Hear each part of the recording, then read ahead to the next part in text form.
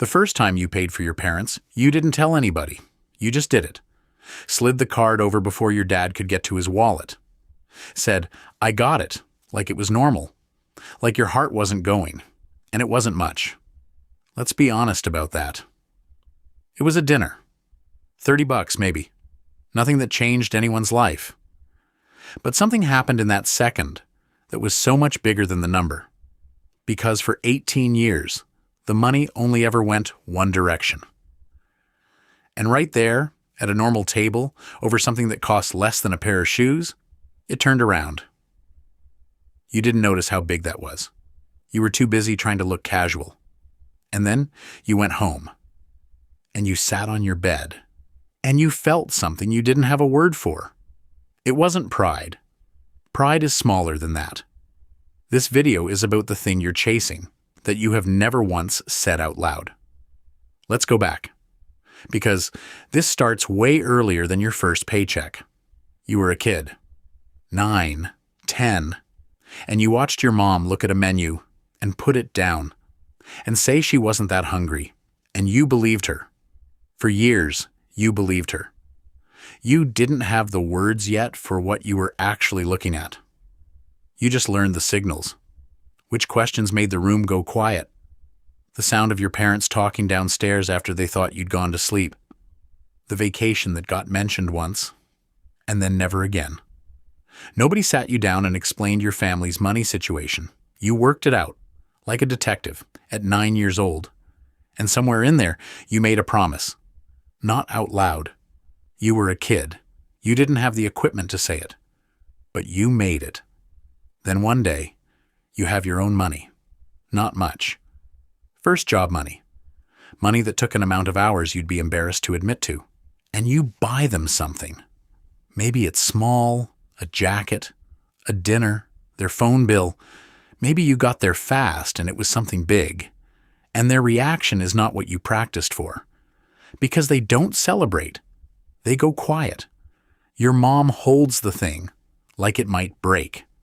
Your dad says, "You shouldn't have," and he means about 4 different things at once, and only one of them is thank you. And some of you got the harder version. You tried to give them money, and they gave it back. Keep it. You need it more than we do. Which is when it hits you. You are never going to win this. You're trying to settle a bill with people who refuse to tell you the total. So that brings us to now. You've got a number in your head. Be honest. You've never told anyone the number because saying it out loud makes it sound either delusional or pathetic, and you're not sure which one is worse. But it's in there, and it doesn't have your name on it. It's got theirs. That's the part people don't get about you. They think you're ambitious. You're not ambitious. Ambitious people are chasing something they want. You're running at a wall with a deadline written on it. And there's a specific kind of tired that comes with this one. It's not work tired. It's that you can't even complain properly. Who are you going to complain to? Them? The people who did 20 years of it and never mentioned it once?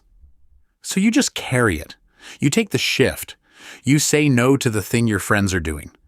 You watch people your age spend money like it's just money.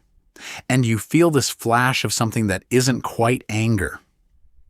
And you call home less than you should, not because you don't care, because you feel like you've got nothing to report yet. Like you're not allowed to show up until you're holding something. And underneath all of it, there's the fear.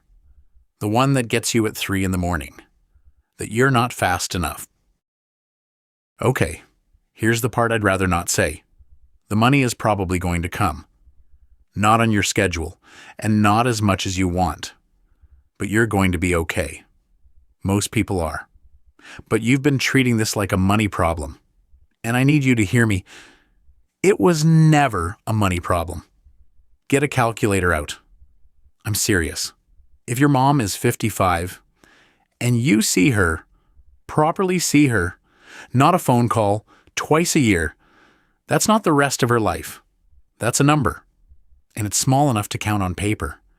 She is not going to be 55 when you finally have it. You can earn more money. You cannot earn more of that. There is no shift you can pick up that adds a year to your father. And there's one more thing.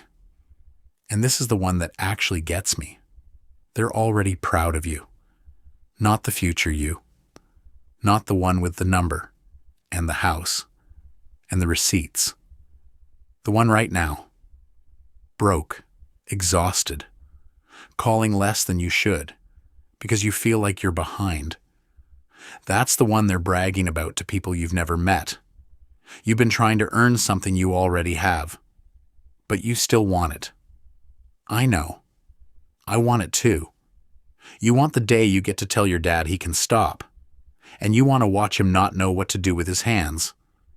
You want your mom to order whatever she wants and not check the right side of the menu first. You want to buy back every single hour they gave away so that you could have yours. And here's the complicated part that nobody says out loud. He might not want to stop. He might not know who he is without it. You might hand your parents freedom and watch them stand there holding it like it's the wrong size. Because retiring your parents was never really about the money either. It's that you want them to get one stretch of their life. One, where nobody needs anything from them, where they're not surviving on somebody else's behalf, where they get to be people, not just your parents. That's the actual wish. The money was just the only way you could think of to say it. So go. Chase the number. Build the thing. I'm not going to tell you to want it less. That promise you made at 9 years old is the best thing about you. But don't wait for it. Because there's a version of this where you get there at 38 and you walk into a kitchen with the money in your hand and the kitchen is too quiet. So do the small thing now. Today. This week. Pay for the dinner, even though it wrecks your week. Buy the ticket home. Call on a Tuesday for no reason, with no news. Because I have nothing to report is not a reason to disappear. They don't need you to be rich. They need you to be there, while they're still young enough to enjoy it. You're going to take care of them. I believe that. Just don't be so busy earning it that you miss it. So here's what I actually want you to do. Not the big thing. You're already doing the big thing. You've been doing it since you were 9. This week, buy them something small. $30. The same $30 we started this video with. Groceries, dinner, whatever's sitting in their cart that they put back. Don't announce it. Don't make it a moment. Don't wait until you can afford the version that would actually impress them. Just let the money go the wrong direction one more time. They'll notice. They always notice. They noticed the first time, and they never said anything about that either. And if this is a week where $30 isn't there, that's fine. That's genuinely fine. And they'd be the first ones to tell you so. Call them instead. With no news, nothing to report. That was always the part they wanted. If this put words to something you've been carrying around, hit the like button. That's how it finds the next person who's been quietly doing math on their parents at 3 in the morning. And subscribe if you want more of these. And in the comments, tell me the first thing you ever bought your parents with your own money. What it was, and what they said when you gave it to them. Mine's pinned. I went first. Now go. Call your mom.